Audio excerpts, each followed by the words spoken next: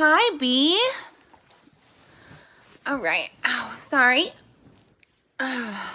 It's not as easy to get set up at home as it is in the hospital. But hi, everyone. I am actually here to talk about... Oh, before I jump in, I guess I'll answer that. I'm feeling okay. I'm on my CBD oil and Percocet and Xanax now that I am home. It's easier to regulate for myself because at the hospital, you don't get to control, like you can't go get it when you need it. At the hospital, obviously, you rely on nurses and doctors to evaluate you before you're given like what you can take. So right here next to me, I have obviously painkillers, Xanax, and my CBD pen. And the CBD pen was actually given to me by, an ex, and then a friend gave me their CBD cartridge.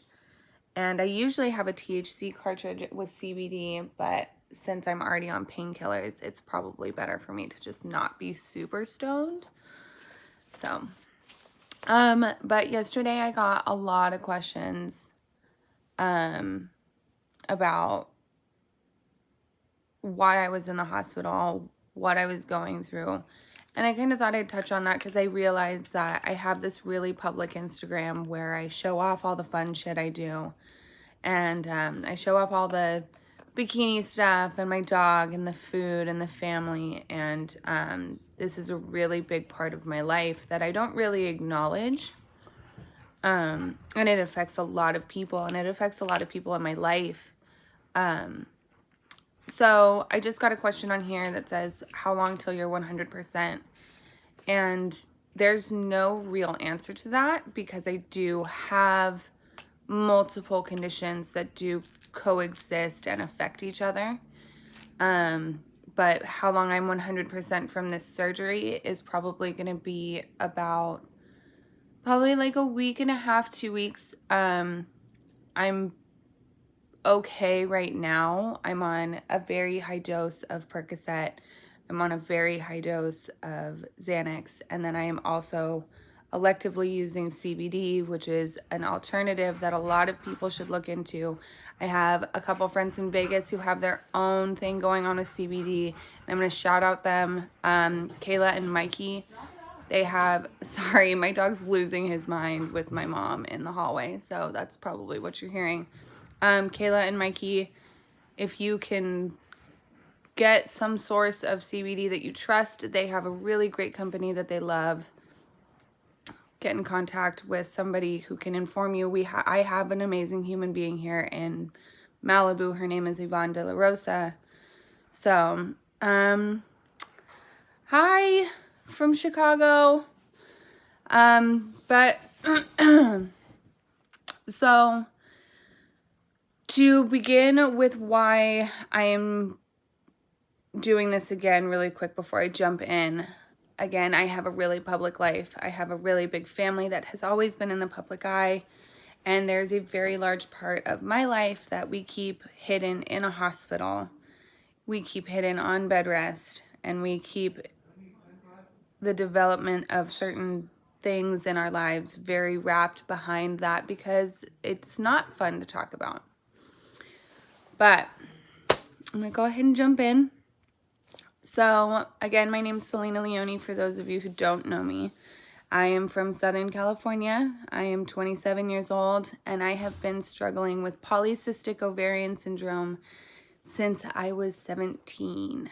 I have also been struggling with endometriosis, fibromyalgia, and until recently, my body has been tested for lupus, and my ANA tests have come back positive, but it's not pinpointed yet. So, a lot of you have seen me on sick days at work. A lot of you have seen me. Guy who keeps talking to ask seeing boobs, it's not going to happen. So, you should probably just leave. I have a wonderful dog named Kovu, who is my therapy dog. He's currently on a walk with my parents because my dad needs him as well. So again, PCOS, it's a fun thing that affects ovaries specifically, or reproductive organs. Endometriosis is the one thing that, it's like when you have a raw uterus, where your uterus is inside out. Fibromyalgia is when your nerves are destroyed, and basically your brain throws out receptors to the end of them, and it constantly feels like they're overactive. And then lupus is kind of an autoimmune disorder where it attacks constantly your lymph nodes and your kidneys, and it's all uncomfortable, and it all sucks. So I'm going to jump into the questions now. If anybody else has questions, just let me know. So what are invisible illnesses? Invisible illnesses are illnesses that are not apparent to the naked eye. Before I jumped on here and I did this, I actually texted a few of my friends asking for their input on how to deal with these. And my best friend, who I call my brother, Ryan, actually responded pretty well. He's like, in my experience, not all pain is visible. And it's true, because a lot of the invisible illnesses, a part of that comes with the depression and the anxiety, that it's not immediately apparent to the people around you. So it sucks, because it's not like people look at you and realize that they have to be a little more gentle with you. They don't look at you and they don't realize that they have, like, there are certain things going on, like swelling or damage, like in your, I don't know, it preventing you from eating things, preventing you from being able to go do things. A lot of people struggle with, sorry, I'm like rambling. I don't even know how to pinpoint this. It's invisible illnesses are illnesses that are not completely apparent to the naked eye or to the untrained eye. And a lot of people struggle with not being able to relate to that, because if you can't see it, then it doesn't exist.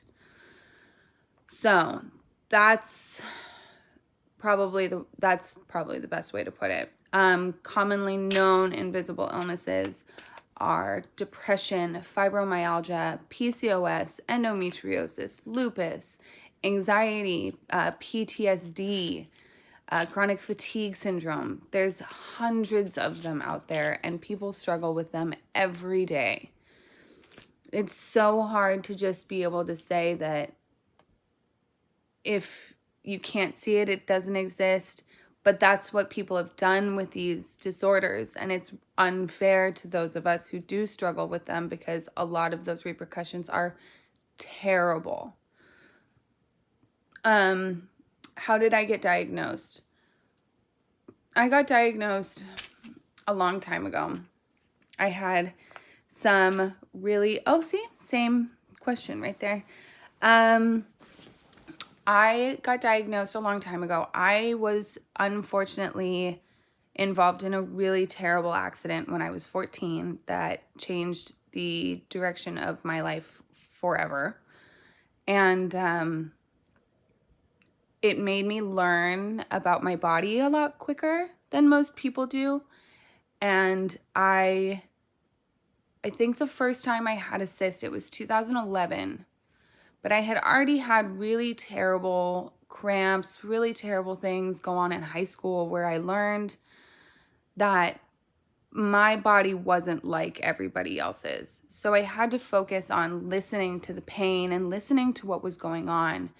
So my OBGYNs always assumed that I had endometriosis, but exploratory surgery wasn't exactly an option we wanted to go down, because we knew that I was going to have surgeries later on.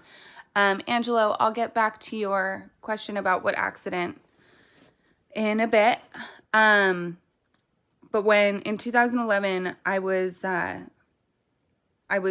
doing something, and I realized I felt something so terrible on my pelvic area, and I went in, and doctors were just like, no, it's probably just like swelling. You're probably just experiencing some cramping, something going on. And I had had experiences with doctors telling me that I was insane anyways, and that I had been hallucinating, so I knew better. And I found a doctor named Marlon Brooks, and he is amazing. He's in Porter Ranch in Valencia, in case anybody needs an OBGYN. And we found out I had polycystic ovarian syndrome. And my polycystic ovarian syndrome had developed a large enough cyst to start killing off the tissue on my ovary. And that was the first surgery I had on my ovaries. And Brittany just joined, and she can tell you how much of a nightmare I was during that recovery, because I had also started working at Tilted Kilt at that time, and it was really fun swelling up every 5 minutes at work. But back to Angela's question really quick. When I was 14, I actually dislocated both of my hips simultaneously on the practice field at Hart High School due to being forced into the horizontal splits, and it has affected my life ever since. I've had 14 surgeries now. 4 of those were hip surgeries. Thank you, Brian. I appreciate that. But yeah, so I have had 14 surgeries. 4 of those have been hip surgeries, and I did 4 years of pain management, which caused a lot of these problems to happen. I'm assuming that my fibromyalgia has been flared up because of the amount of medication that I've been on, and I assume my IBS is because of how much medication I have been on. So it is kind of all hand in hand for me. I got diagnosed with my fibromyalgia after my nervous system basically started lighting up every 5 seconds. And then the lupus is still in testing, because some of my tests came back pointing towards lupus. Some of my tests came back saying that they weren't. So that one's still kind of up in the air, and we're looking for answers now. Next question. How bad is my reproductive system? And this person asked if it was hysterical. So I'd like to address that. A hysterical pregnancy or hysterical regarding any kind of reproductive system for women in this day and age is a little outdated, if you ask me. Men used to call women hysterical when they PMS'd back in like the 1800s and 1700s, because they would be PMSing and they'd be losing their minds. So it's kind of really fucked up, if you don't mind my language, that men still use that, because that's kind of not accurate. Anyways, my reproductive system, back to that question, is basura. And if you don't speak Spanish, it means it's trash. My left ovary is more compliant with the rest of my body. My right ovary is not. My right ovary likes to have fun. My right ovary is actually the one I just had surgery on. And whatever.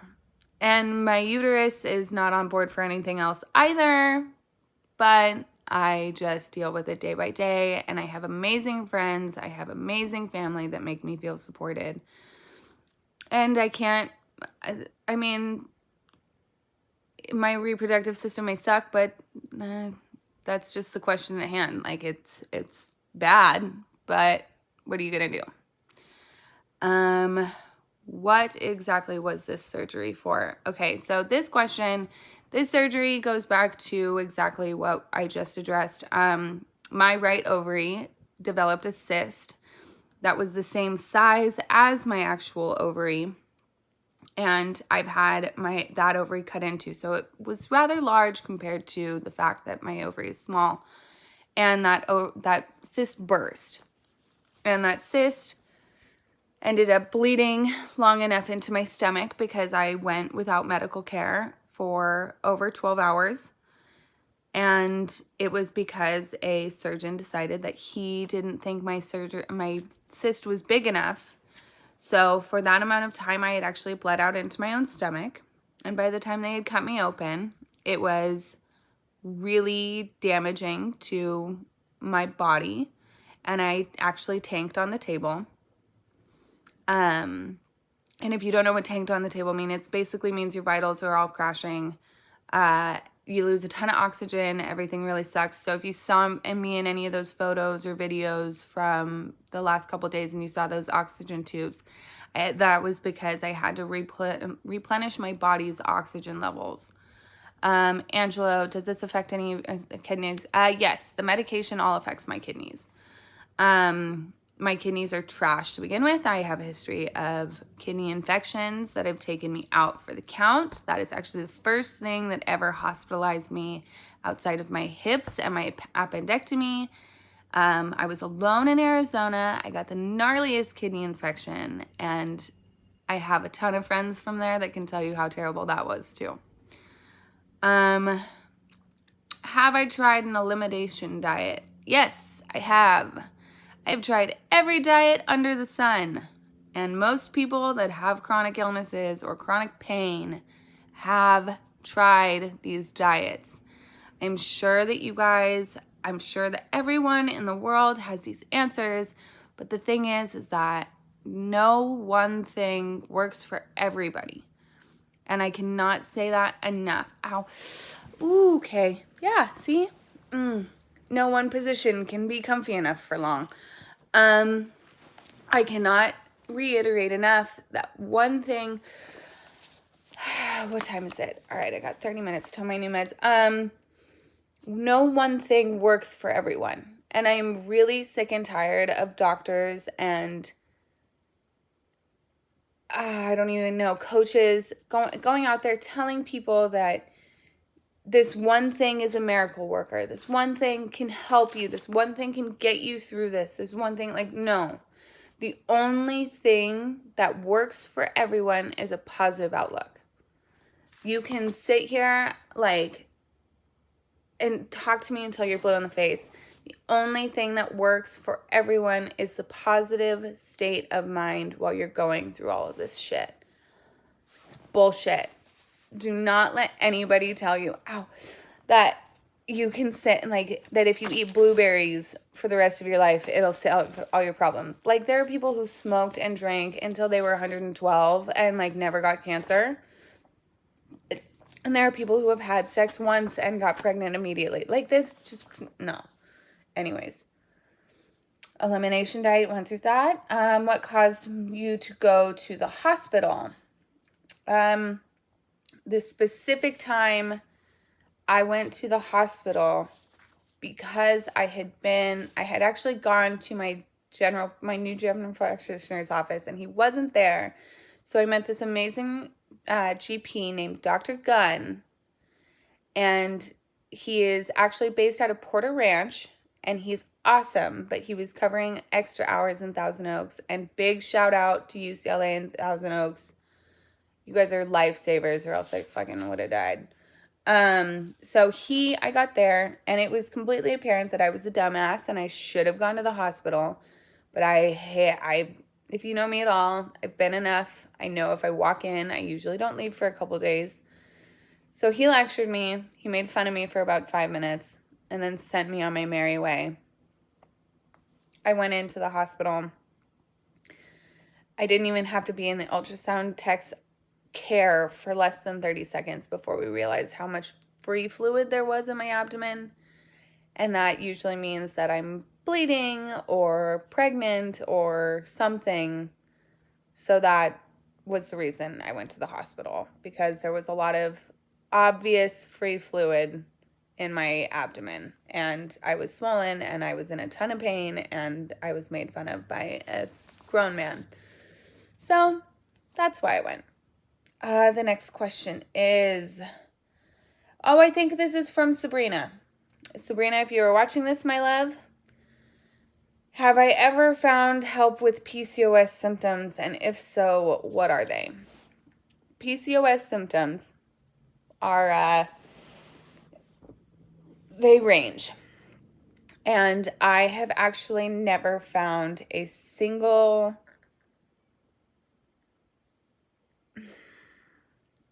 The problem is the symptoms are the cysts themselves, and you can't get to them. And the pain, you can do CBD for the pain, you can do THC if you're into that. I do CBD. There are a lot of medical marijuana infused feminine products that work really well for some people. I use CBD oil. I smoke medical marijuana, and I use heating pads. It's the best way that's all I've ever been able to do. For a long time, I did take heavy painkillers, but heavy painkillers are really bad for the rest of your body.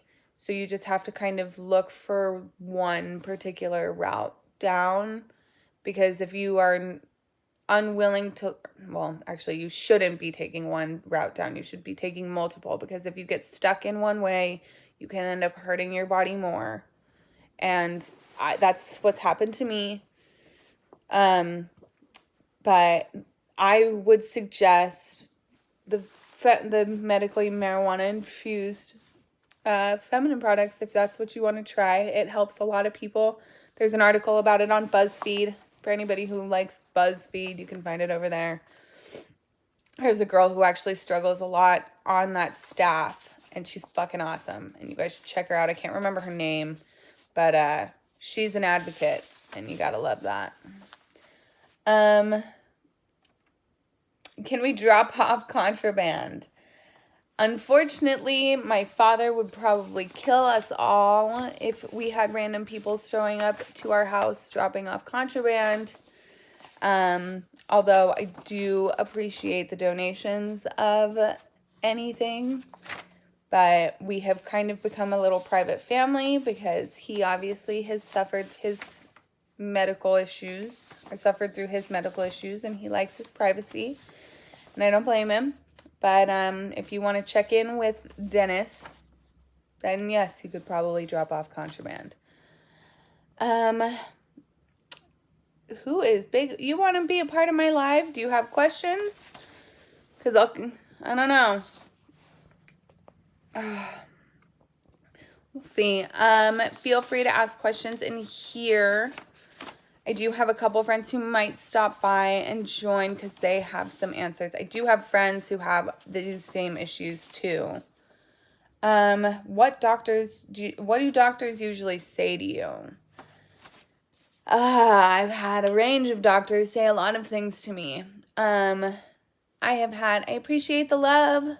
I have had a lot of doctors tell me that I am overreacting to the pain. And a lot of those doctors are male. I've had a lot of doctors ask me if I'm depressed before actually getting to know my medical history. I have had a lot of doctors tell me that I should maybe seek alternative solutions to my problem. Hold on, I realize that some people don't know what we're talking about. Oh, Rach! See, there is someone in here that has stuck by my fucking side the whole time I have been sick. She has a daughter that is sick like I do. And Rachel Berman, if you are still in this chat, I fucking love you, you soldier woman mother. All right, so what issues am I talking about? The issues I'm talking about is visible illnesses. I had a lot of questions asked while I was hospitalized over the last couple days, and PCOS and endometriosis are kind of my target right now because it's not talked about enough. And it's actually a huge thing politically that women are dealing with right now, and I thought I'd give my very, very angry voice to it. Jenna, where do you get your CBD oil? I've been looking into it for my migraines, and there's so many places to get it. So I'm in Camarillo. I have an amazing, amazing friend named Yvonne De La Rosa who owns her own, sorry, boys and girls. This is what happens. She owns an amazing dispensary here in Malibu. And I can get you connected with her. I also have some friends who have samples, or not samples, but they have their own thing going on. They're in Vegas, though. Her name is Kayla. His name is Mikey. I can send you all of their information. They're wonderful.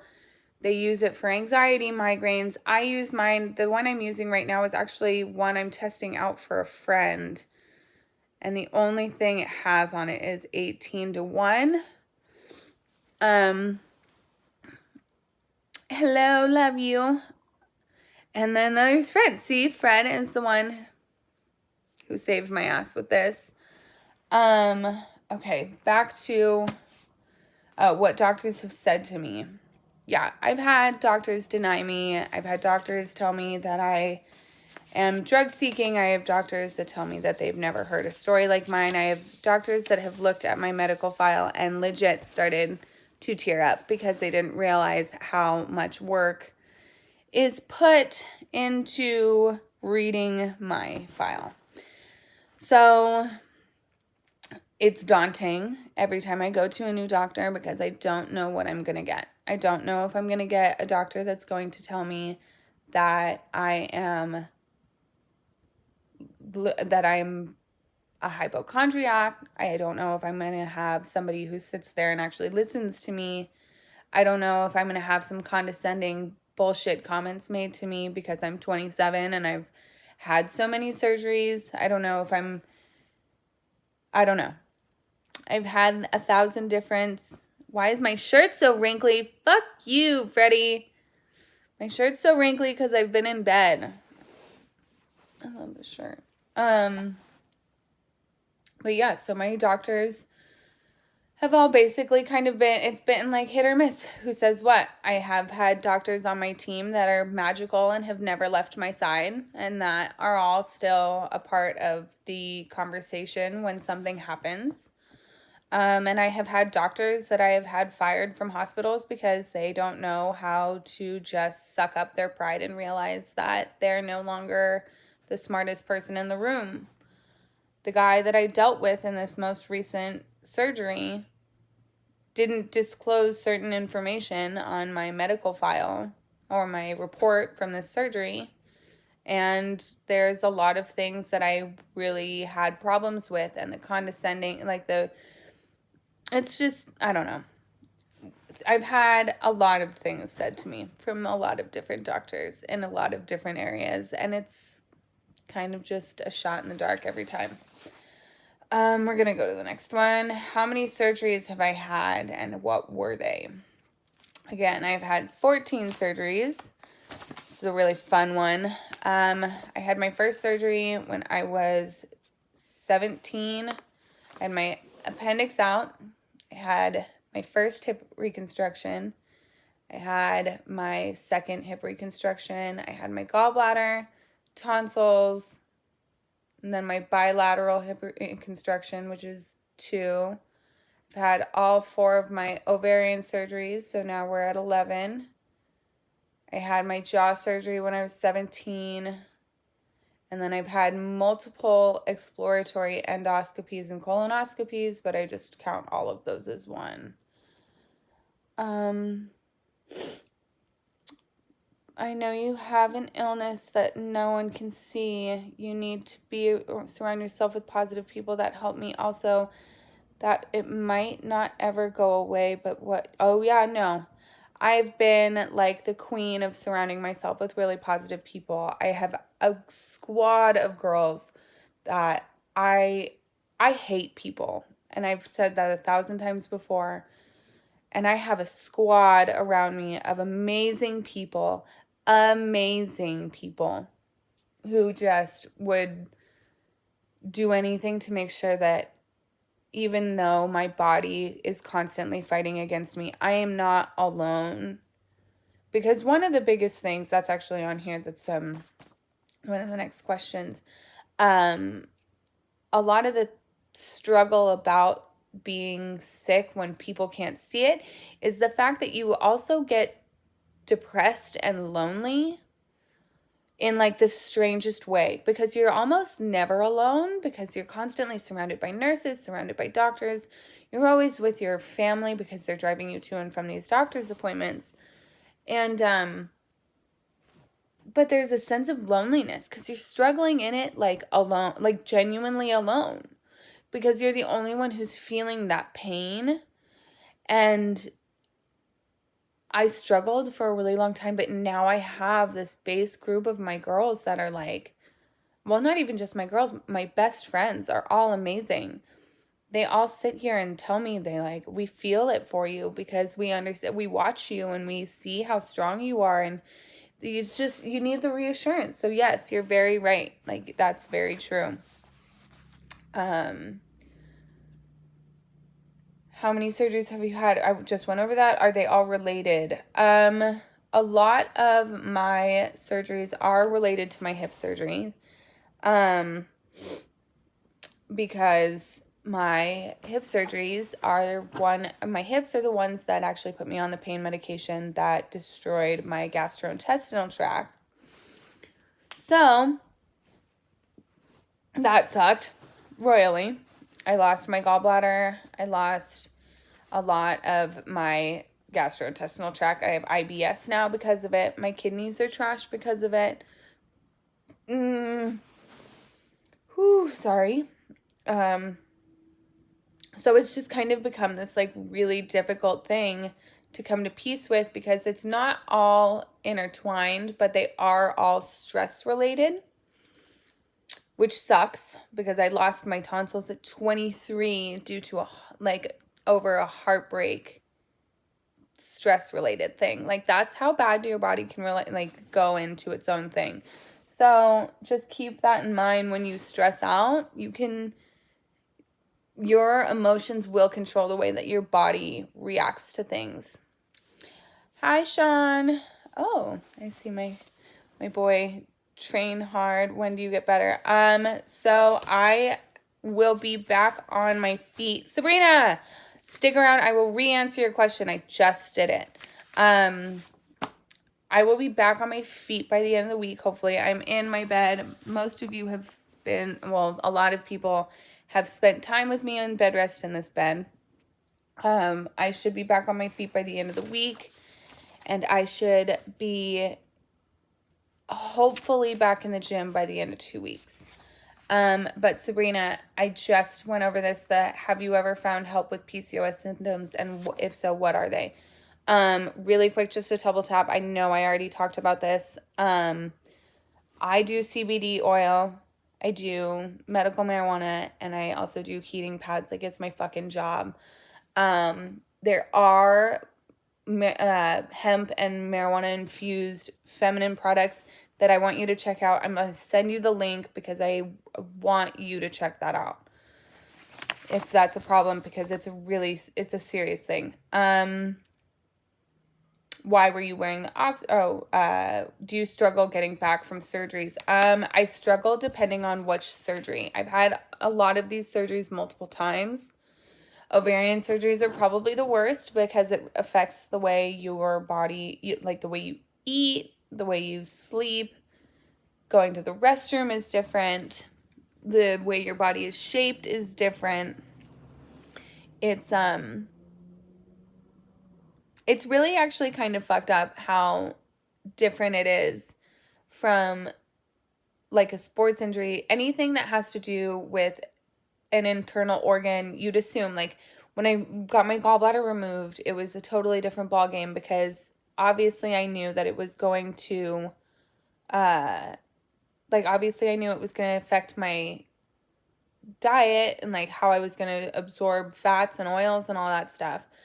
But what I didn't realize with my ovaries is that they're right where the bottom of my digestive tract is, and all, well, not right where, but like it's, the swelling affects when you eat, when you sleep. Like, it's such shit. It sucks so bad. And you don't realize that until you're cut open and you're swollen, or like maybe you're bloated. And it's just, it's so, oh my God. Like, nothing could prepare me for that. And I know that sounds so stupid, but there's no explanation. Like, you have to go through it to understand.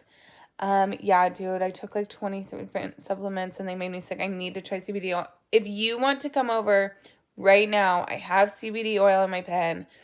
I can show you all the shit. Like, by all means, Sabrina, my door is open to you. You know this. Okay, next question. Why were you wearing the oxygen tube? I actually covered this earlier. I tanked on the table, which means that my body lost a ton of the oxygen in it. And in order to get it back up, I needed to wear the oxygen throughout the rest of my stay at the hospital, because your blood cells obviously need oxygen. Do you suffer emotionally or mentally for dealing with this? Well, that's the deepest question in the entire world. Yeah, I struggle a lot. I am a really angry person. I have a hard time sympathizing with others. I am a very empathetic person. However, I have a hard time matching people's, I love you, I'll definitely be coming by. Okay, love you. Yeah, I'm very angry about a lot of things. I have a hard time relating because I have been through so many things. I understand that's a really bad trait on my part. Mentally, it's forced me to grow up. I've had to fight for my own health and wellness amongst a lot of strange opponents. There was a long time where my family and I didn't see eye to eye, which is really hard to say, because obviously you never want to believe that your own family is against you on it. I love my family. They're so supportive now. I've had such an amazing growth with my family. Thank you, Maddie. I really appreciate it. I'm super happy to be home, and I'm in my blanket too. So, yeah, actually, Maddie, the guy who I just addressed, knows I struggled with my sister for a really long time. And because you don't realize that a lot of people just genuinely don't understand. My dad didn't understand for a really long time. Even my mom didn't really understand for a really long time, but she still always had my back. They always still loved me, and they always still had my back. And that's the one thing that I can say about that. But emotionally, I get angry every day. I get infuriated every day that there are people in the world that go through this, and there are people who don't understand, people who go out and get bullied or are made to feel bad because people just don't understand. And that's more so what I get angry about, not so angry about like the fact that it's happening to me at this point. When I was young, when I was 19 and I was in and out of hospitals, I was livid. I wanted to break everything. All my friends were going out and having fun, and I was hospitalized for 10 days at a time. I was knitting. I was losing weight. I was getting enemas. It's just it's just so much. So, yeah, I did suffer. I suffered a lot for a long time. And it was really hard to move past that, because when you're 19, 20, 21, all your friends are going out getting drunk, and you're sitting around, you're having surgeries, you're doing cleanses to make sure that your body doesn't throw fits. Mandy! I have a friend in here who I have been friends with for years, and she has endo, and she is a cystic human with me, and it is so nice. God, girl, love you. She was actually one of the first people to sit with me after my gallbladder surgery and let me drink alcohol, like a sip of her alcohol. Thanks, girl. But yeah, so I can't even remember where I was going with this. Oh yeah, you see people who get affected and you're more angry about it when you're younger, when you see that people are doing all these fun things and you can't go do them because you're just sitting around waiting for answers. You don't know what's wrong. There's tests. You got to do MRIs, CTs, blood panels. It's just not something that's fair when you're young. But as you get older, like I said, it affects you mentally and emotionally, but you recognize that it is about growth. It is about the strength that you develop. It's really, really, really important to just take what you learn as you're going and apply it as you get older, if that makes sense. I don't know if that makes sense. But you just you can't let it affect you on a day-to-day, or else it's going to be a forever pity me party, and you can't pity yourself. That shit sucks. That's more boring than anything in the world. You don't want to sit here and be like, oh my God, my life is so hard. I'm going to the doctor's office all the time. I make jokes. I made my, like, nurses and my nurse, all four of my nurses, because I was at a teaching hospital, which, by the way, interns, I forgot what they were like. Yeah, I made all of my nurses laugh. Like, you have to make jokes.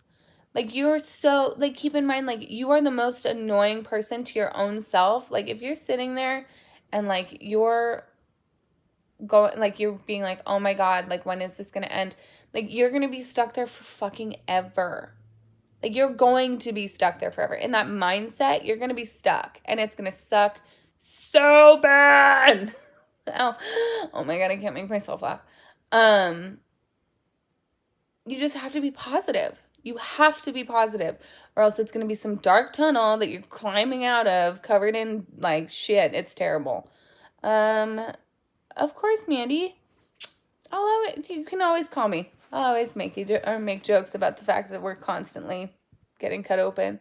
Teresa, thank you for sharing your thoughts and experience, inspiring everyone. I love you. Oh my God, Teresa, I love you so much. If you guys don't know who this woman is, she is a majestic human. I have known her my whole life, and she has always been such a supportive human being in not only my life, but my family's life. She's amazing. Okay, next question. Does it affect your social life or your work life? That's hilarious. Does it affect my social life? Yeah, it does. It affects my social life regularly. I have missed birthdays, I have missed weddings, I have missed baby showers, I have missed my best friends giving birth. Most recently was Avery and Tosh just had a beautiful baby girl, and I could not even make it to their baby shower. It was terrible. It broke my fucking heart, and I cried. But yeah, it affects everything. It affected my work life for years. I worked at Tilted Kilt and Hooters and multiple other places, and I've had to call out of work, and I've had to go into work looking like a balloon, and it's a whole, I don't know, it affects everything. It affects my day-to-day life with my family. It affected my day-to-day life when I was in a relationship. I was in a relationship for a really long time. I was actually in two, with one of which I'm still really good friends with, Christian Maindeburian, who was wonderful throughout the entire time I was being sick, and like I was sick, held my hand through everything. And up until the relationship wasn't wonderful, obviously, you guys know I was with Jared for 1,000,000 years, and he held my hand through everything too. I mean, it affects everything, and it sucks. There's no way to escape it. You don't just, like, there's no way to brush this under the rug, because it's literally what you're feeling in your stomach, in your chest, in your abdomen, in your brain, in your heart every day. Like, I think that's kind of a stupid question, and I don't mean to say that there's any stupid questions, but, I mean, what illness doesn't affect every part of your life? Like, social and work are probably the two biggest things. Selena, I've read about some things that might be able to help you. Wish you a speedy recovery, and go Pats and Lakers. Yes! Unfortunately, my Lakers are not doing so hot right now, but you know what?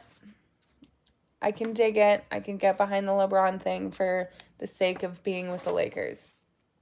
Do you have any tips for people who live amongst others like you? Do I have tips?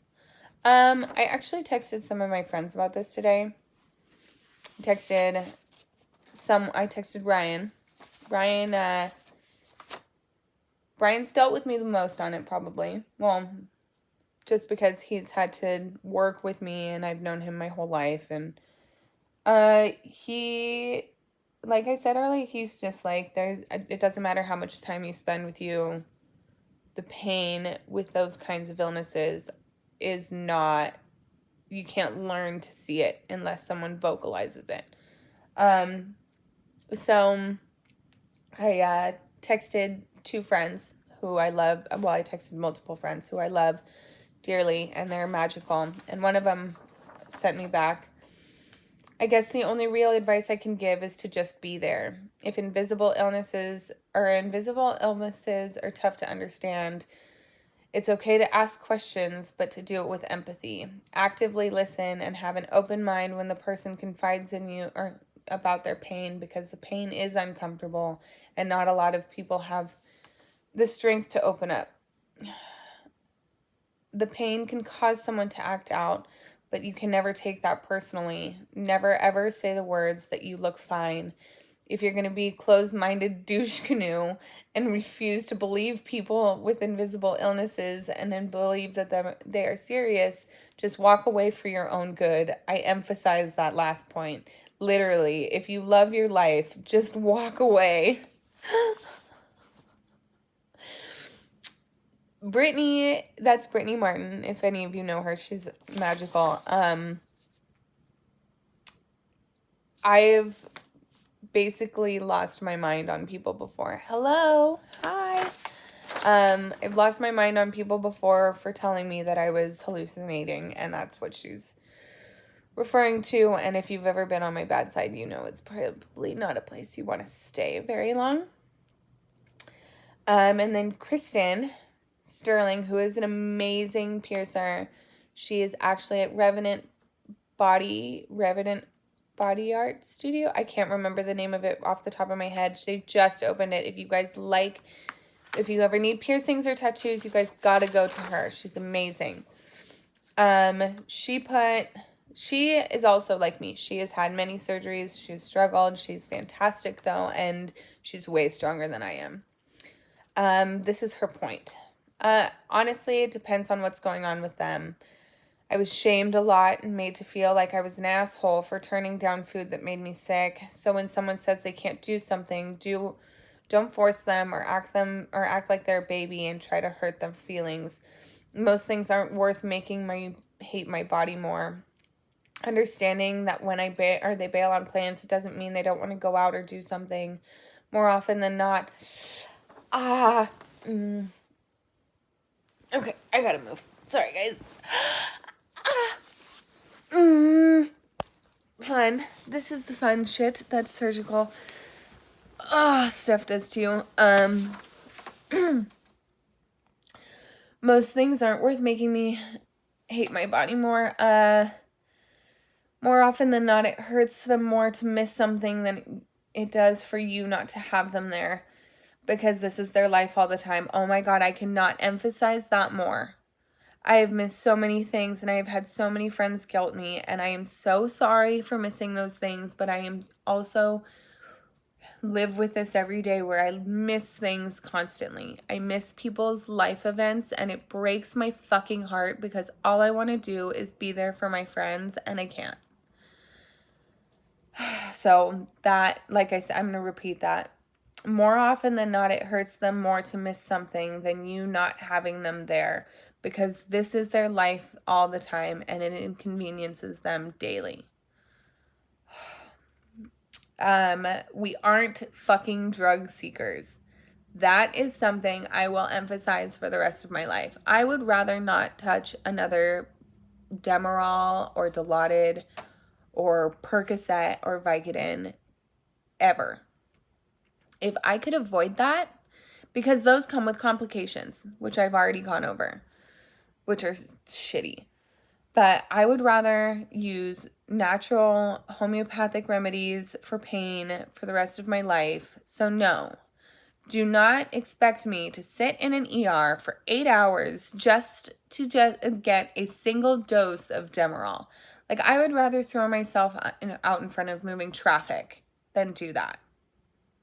I could easily go down the street to some human being or some amazing like homeopath and get the medical marijuana that I needed from dispensary.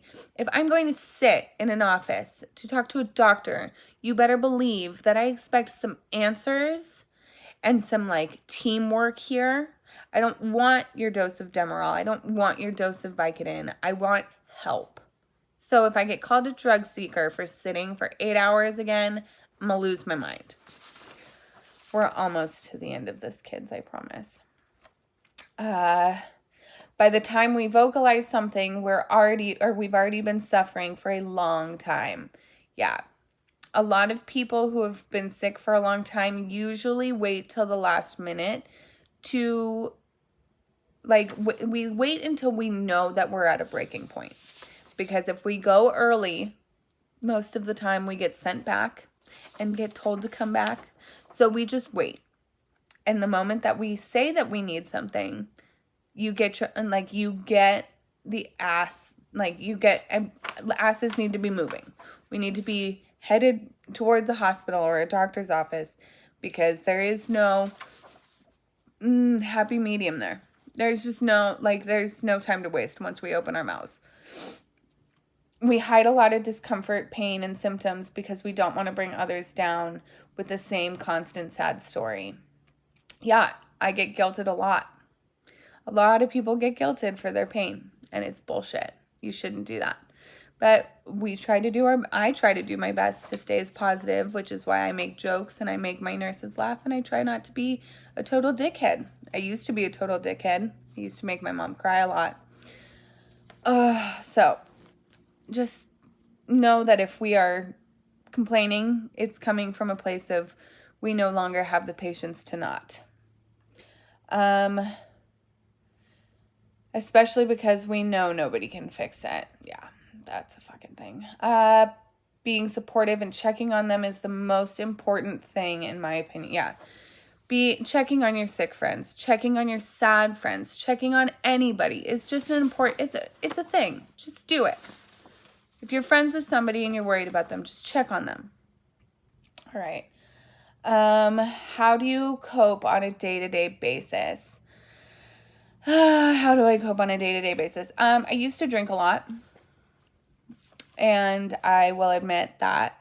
And I don't drink a lot, or I don't drink as much anymore. I cope on a day-to-day basis. I try to work out when I can. Working out is really... Oh, thank you, Stephanie. Hi, baby girl. Working out is a really big part of my life, and it has kept me really sane for a really long time. I make sure to go out even when I don't feel well to see people. I try to remain active. I try to maintain a social life, which is, again, what you guys see on my Instagram. You don't see this area of my life, which is what I'm realizing. I'm not even ashamed of it. I've been so conditioned not to talk about it because it's kind of sad, which I'm now changing. I'm going to change that. I want to open up more about this. I cope on a day-to-day basis by interacting with my dog. I do things that make me happy. I cook. I read. I do little things that make me happy. That's how I cope. And I want it to be an open thing. I want anybody who feels like they struggle, I have an open door. My DMs, if you text me, if you call me, whatever anybody needs who's in a dark place or in pain or confused or unsure how to ask for help, please just I'm here. I've been there. It's been really shitty. I've been really lucky to have a mom that even when she doesn't understand, I can go to her and I can kind of explain and she'll help me find the problem, the answer to the problems. I've had amazing friends. You guys all, if you pay attention to my social media, you see Kelsey, Amanda, Brittany, Kristen, Jessica, Miranda. I can't even tell you, my best friend, my sister, Sierra, my best friend, Ryan, Matt, there's 1,000 people I could think of the top of my head that I have an amazing support group. So if I can give part of that support group to somebody who needs it, just ask for help. I will happily make sure to get the help that you need for you, or help you anyways. I won't do it for you, but I'll give you the answers you need. The last thing I wanted to touch on before I sign off, this was sent to me. Almost every trauma survivor I've ever had at some point said, but I didn't have it as bad as some people. And then talked about how other types of trauma are worse. Trauma is fucking trauma. I don't care how bad it is. People deal with things differently. Things are so hard for people. Like, there's no, like, obviously, yes, there are horrific things that happen to people that we could never possibly identify with at the end of the day. But the thing is that if you are dealing with something that is making you uncomfortable or unhappy or unwell, just, it's like, it's okay to feel bad about it. Like, you shouldn't be shamed into thinking that your trauma isn't bad enough. For a long time, I was shamed into thinking my trauma wasn't bad enough. And I know a lot of my friends too. But that's not fair. Because if it hurts you and if it makes you feel like, if it hurts you and if it hurts your soul, it's still worth addressing. You need to just be okay with it, I guess. Ow. But I need to take my pain meds. And I've been on this for I think an hour. And I'm pretty sure that I am going to start crying once I start moving. So I'm going to end this and say that I love you all. And I hope this helped someone. And I will see you all later.